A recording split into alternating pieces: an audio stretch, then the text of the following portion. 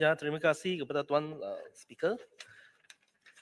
So, saya akan saya ucapkan di atas peluang yang diberikan kepada saya untuk menyampaikan ucapan penggulungan bagi menjawab persoalan serta isu-isu yang menyentuh Kementerian Pertanian dan Jaminan Makanan KPKM. Dan untuk mewakili KPKM yang diamanahkan menjamin bekalan makanan negara supaya sentiasa mencukupi, saya ingin mengucapkan terima kasih kepada 21 orang ahli yang berhormat yang minat tentang isu cucuk tanam ini yang telah mengambil bahagian dalam membahaskan perkara berkaitan dengan kementerian ini sepanjang sesi perbahasan rang undang-undang perbekalan 2023 peringkat jabatan kuasa berlangsung. Dan saya akan mulakan jawaban saya dengan menjawab kepada soalan daripada yang berhormat Beluran kerana memandangkan Beluran merupakan shadow minister untuk Perikanan Nasional dan juga beliau juga mantan menteri. So untuk menjawab soalan daripada Beluran, Beluran mengatakan ini peruntukan untuk agropreneur muda tak mencukupi. So untuk makluman YB Beluran, program agropreneur muda telah diperuntukkan sebanyak 20 juta ringgit Malaysia bagi tahun 2023 dengan sasaran 750 penerima grant in kind bagi tahun ini. Dan setiap pemohon boleh mendapatkan bantuan dalam bentuk barangan sehingga RM20,000 Malaysia. Dan pada tahun 2022, jumlah kelulusan adalah sebanyak 704 agropreneur muda dengan nilai grant sebanyak 14,037 juta. So daripada 14 juta sudah naik ke 20 juta untuk tahun ini. Dan oleh itu jumlah permohonan yang tak dicapai pada tahun 2022 akan dibawa ke tahun ini dengan jumlah permohonan yang boleh digunakan asalkan yang digunakan sebanyak 796 permohonan. Dan selain itu, peruntukan agropreneur muda juga digunakan untuk melaksanakan latihan teknikal dan pembangunan keupayaan, kemahiran, termasuk pengurusan kewangan dan perniagaan.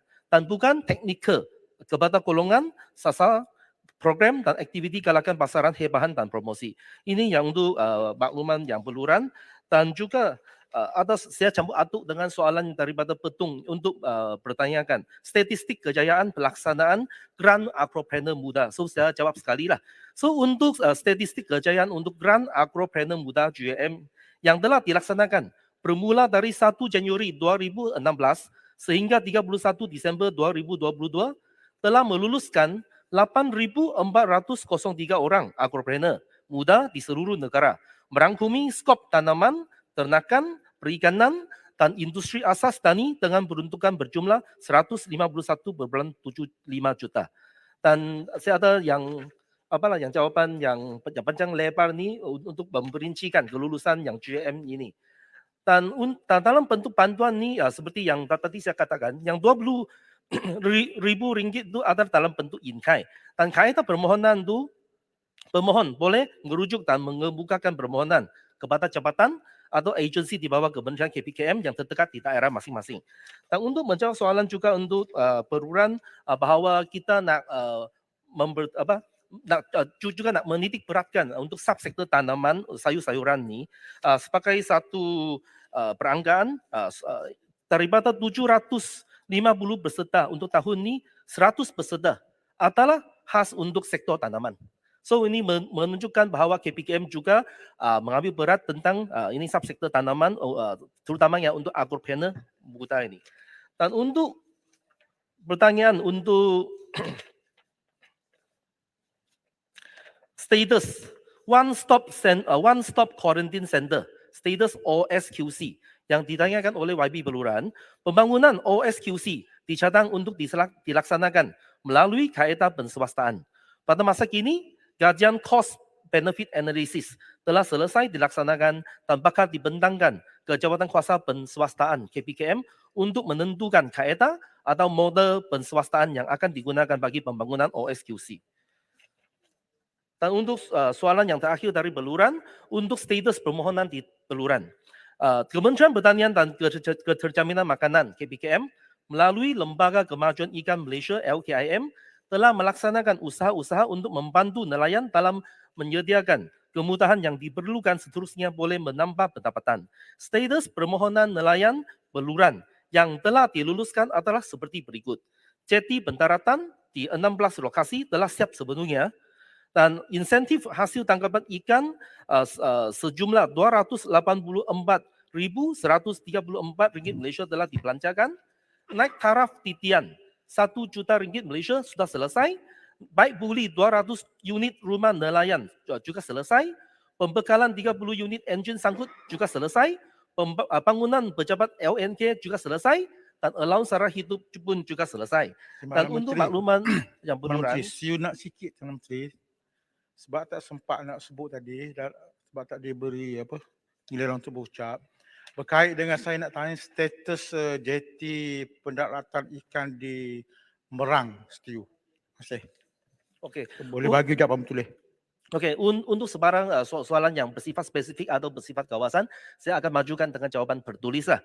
Dan untuk satu ini yang satu saranan kepada peluran, KPKN jamin bahawa semua projek-projek yang telah diluluskan akan mendapatkan manfaat kepada nelayan dan masyarakat setempat. Kita akan meneruskan.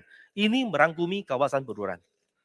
So saya beralih kepada isu yang sering kali dibangkit oleh air hitam kerana isu telur ini sudah lama berlarutan di Dewan Yang Mulia ini. Untuk menjawab soalan, adakah peruntukan subsidi ayam dan telur bagi tahun 2023 telah dimasukkan dalam bajet ini. So untuk makluman YB, kerajaan telah memutuskan supaya subsidi ayam dan telur diteruskan. Sehingga bulan Jun 2023 dengan anggaran peruntukan diperlukan sebanyak 1,28 juta bilion.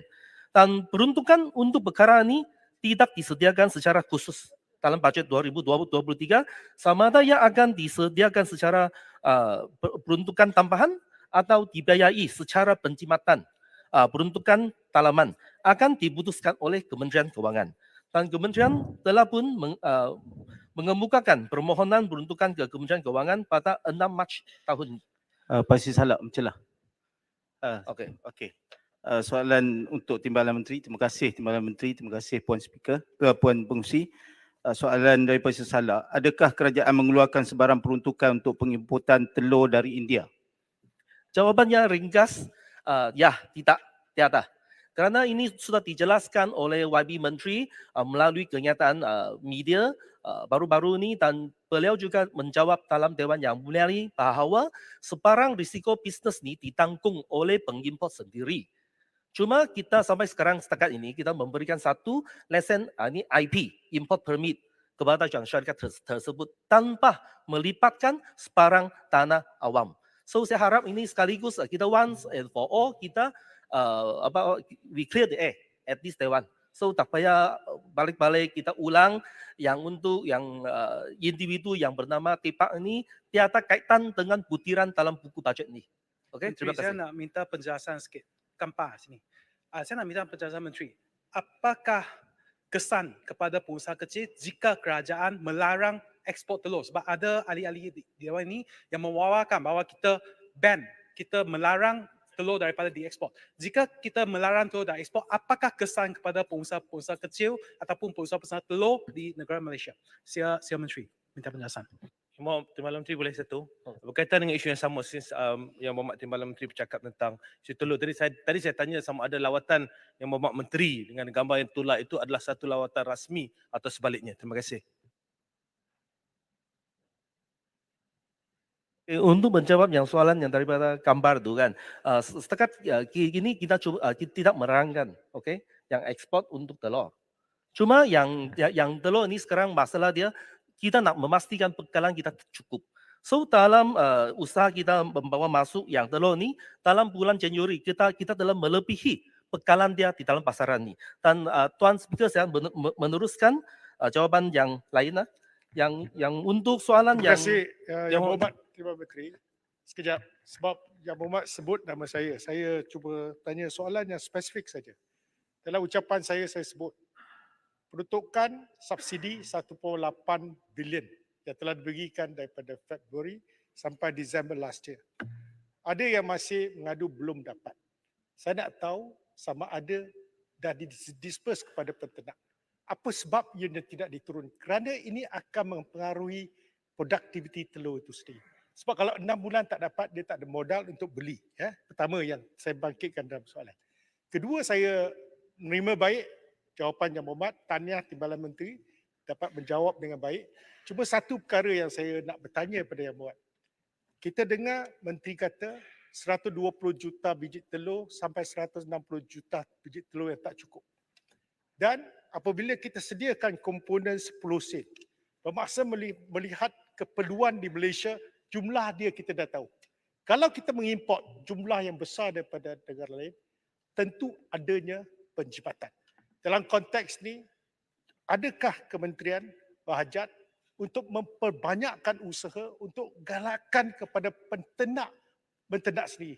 Kerana ini akan selesai masalah dalaman, domestik dan juga dapat memberikan peluang pada mereka mengeksport ke Singapura dan negara-negara lain kerana 6% surplus. Itu yang dapat kita leverage dan saya rasa itu satu cara untuk membantu domestik dan juga mereka yang menternak. Terima kasih.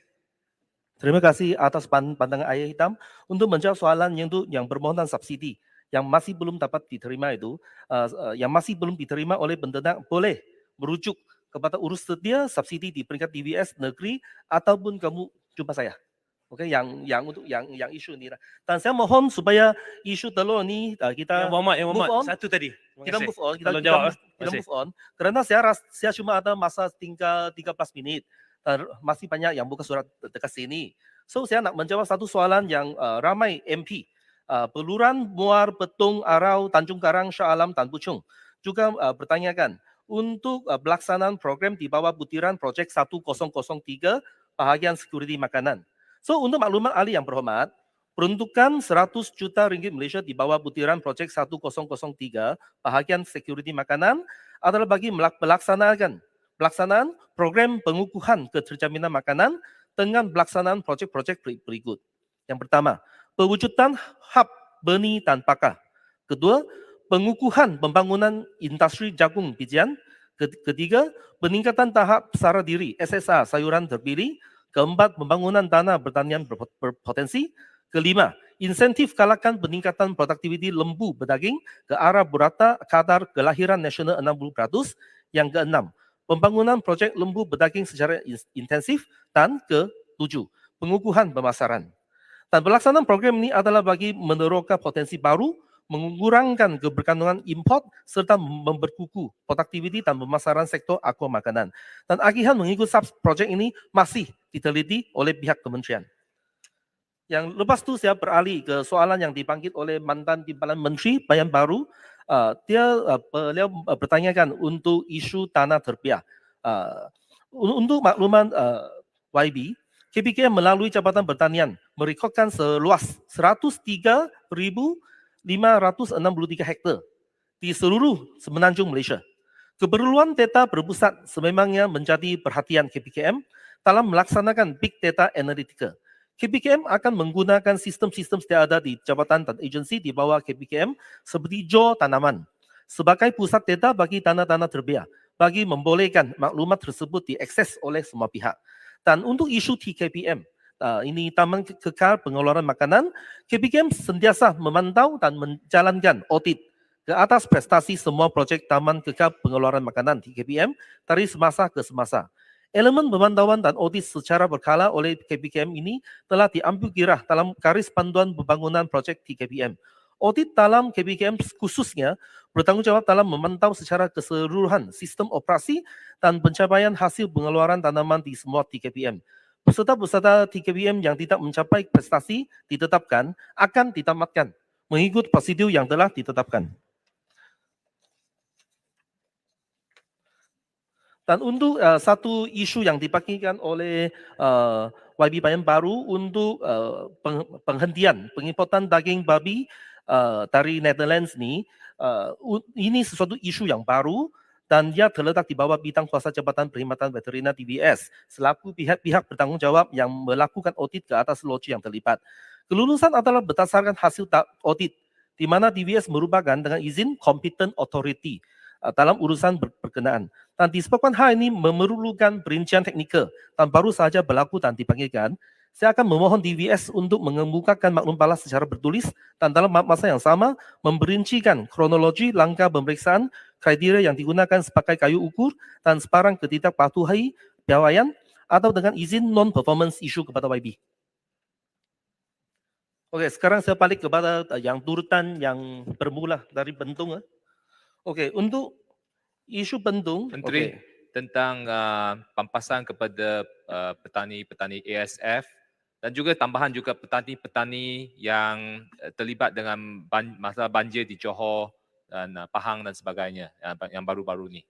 Oke, so ini soalan yang last kali saya benarkan untuk celah. Oke, so untuk menjawab soalan yang baru permohonan pembayaran pampasan untuk ini Kinzir yang positif AFS untuk negeri Melaka dan Perak pada tahun lalu sekarang telah selesai disemak oleh DBS dan dalam proses pembayaran kepada penternak yang terlibat.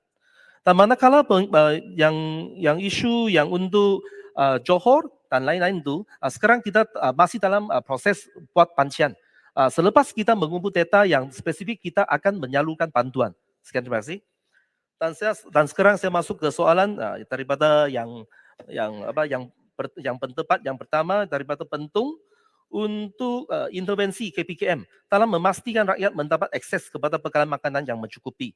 So berkenaan jaminan produk agro makanan di pasaran, pengedaran produk agro makanan akan ditingkatkan melalui 40 buah pusat operasi farma di seluruh negara. Sebagai contoh, bermula 16 November 2022 sehingga 26 Februari 2023, lebih 12 juta telur ayam telah diedarkan melalui intervensi pemasaran farma. Kebolehcapaian pengguna bagi bekalan telur ini diberkukuhkan dengan pengedaran ke 369 outlet pemasaran farma di seluruh negara. Selain itu, kebolehcapaian bekalan termasuk di luar bandar turut dipertingkatkan melalui perkhidmatan pengedaran yang ditawarkan melalui pembelian dalam talian di platform Agro Bazar online. Sehingga Januari 2023, terdapat 2.755 pekerja aktif dengan 7.397 bilangan SKU dalam platform Agro Bazar online.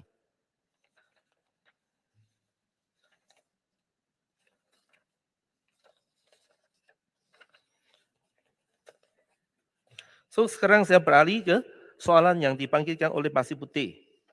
Yang untuk Pasir Putih, saya nak mengatakan sini untuk Smart SPP, kerajaan yang sekarang ini kita masih meneruskan usaha dalam Smart SPP. Pelaksanaan program Smart Sawah berskala besar SPP di hampir seluruh negara dengan keluasan 11.000 hektar, penglipatan 5.000 peserta dan penyertaan 27 syarikat peneraju. Data paksaan bagi bersawah untuk menyertai mana-mana program Smart SPP yang terdiri daripada sub-program padi biasa, padi wangi dan asnaf. Malah syarikat peneraju turut menanggung kos operasi sebanyak RM3,200 Malaysia per hektar. Terkini, Kota Pulut telah mencatatkan peningkatan purata hasil padi sebanyak 60%, yaitu dengan 26 tan metrik kepada 4,15 tan metrik sehektar. Manakala di setengah kawasan, pulangan bersih hasil tuaian sawah meningkat hampir 200% daripada sekitar RM2,000 Malaysia kepada RM6,000 Malaysia semusim. Kerajaan memang akan meneruskan inisiatif ini.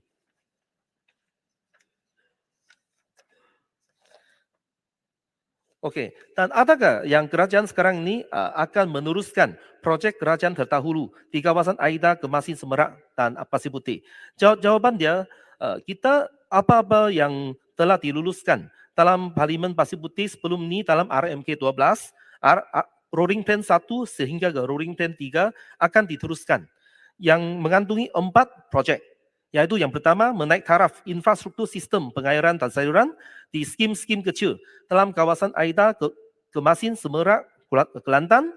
Kedua, membina dan menaik taraf infrastruktur pengairan dan saluran di Aida, Kemasin, Semerak, Mukim, Semerak, Pasir Putih, Kelantan.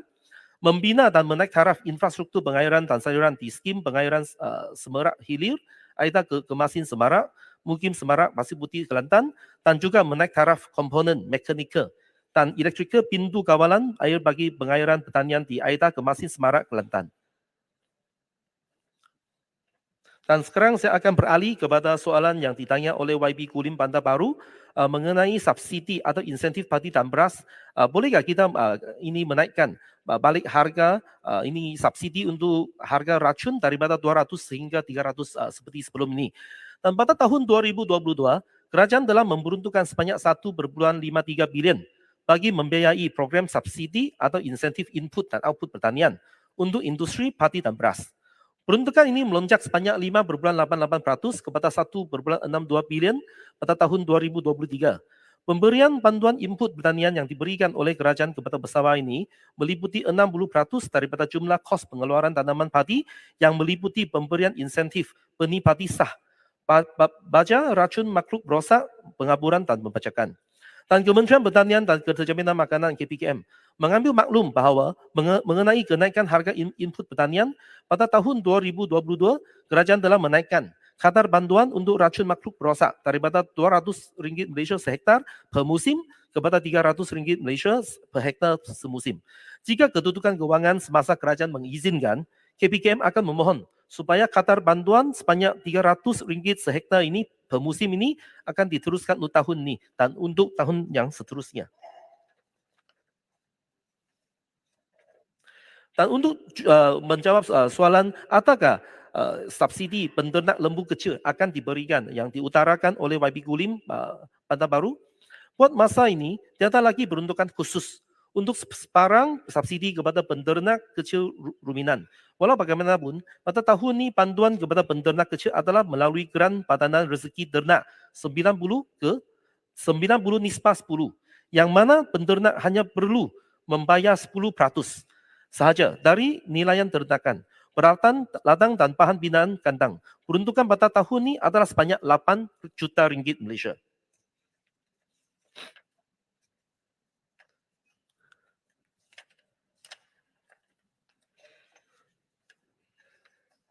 Ubat. Okey, Tadi saya- ada tentang insentif yang saya tanya tentang nelayan. Yang berhormat, maaf kerana masa mencemburui. Kita boleh minum kopi di luar. Bukan. Saya ada tanya pasal sama ada insentif daripada nelayan darat. Ini satu Malaysia. Jadi kalau kenapa tidak dalam bajet ni kita beri. Sebab ini mereka menangkap ikan di empangan. Saya rasa ini satu perkara yang penting untuk rakyat yang miskin di kawasan kampung ni. Saya minta kalau tak boleh secara bertulis tak apalah. Masuk juga tadi yang tentang makis. Telur yang ditolak di pelabuhan. Berapa? Secara bertulis tak apa. Terima kasih. Okey, terima kasih. So, saya ingin menjawab soalan yang diutarakan oleh Kota Melaka dan juga Puchong mengenai monopoli bernas tu. So, sebagai pentadbiran yang baru, kita tak boleh secara unilateral untuk membatalkan sebarang kontrak.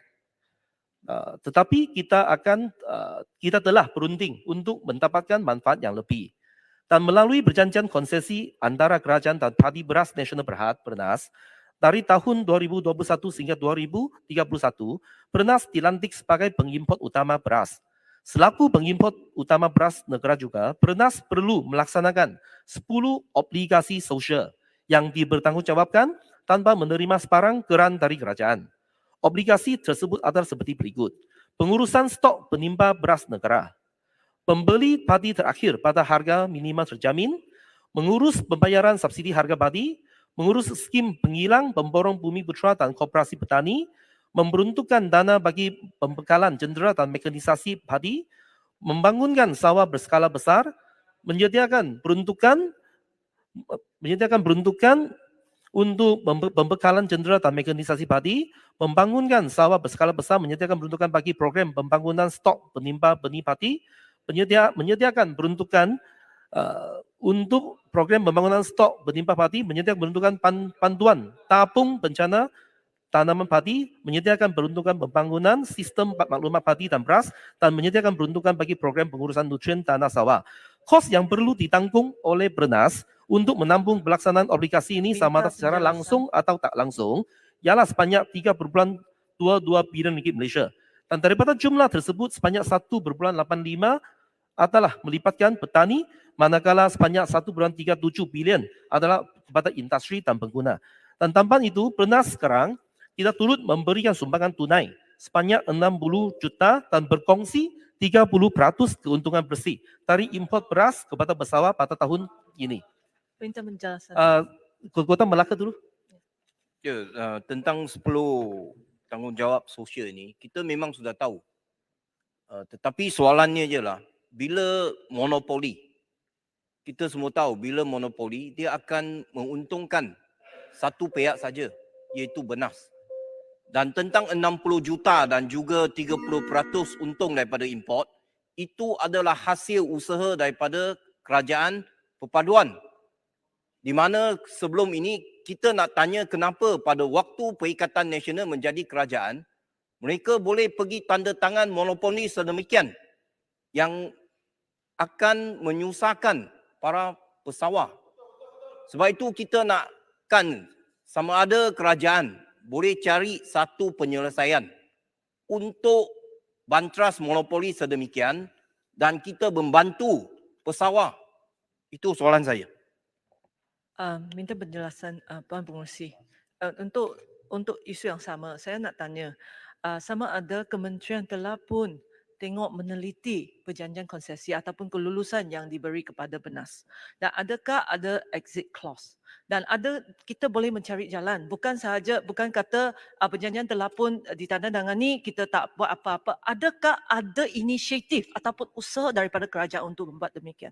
Itu yang saya nak tanya. Dan ini adalah sangat penting. Di mana kalau kita bagi lagi monopoli untuk Benas, siapa yang menang? Satu winner, Benas. Dan dan juga shareholders. Siapa yang kalah? Pesawat-pesawat yang masih lagi di golongan B40.